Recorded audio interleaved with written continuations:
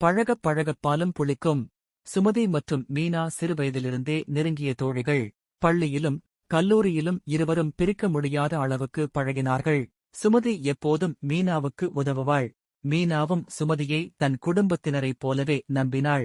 அவர்களின் நட்பு அனைவருக்கும் ஒரு எடுத்துக்காட்டாக இருந்தது.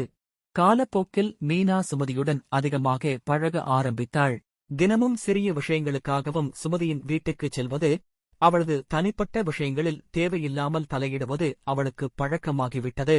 ஆரம்பத்தில் சுமதி அதை பெரிதாக எடுத்துக் கொள்ளவில்லை. நண்பிதானே என்று பொறுத்துக் கொண்டாள்.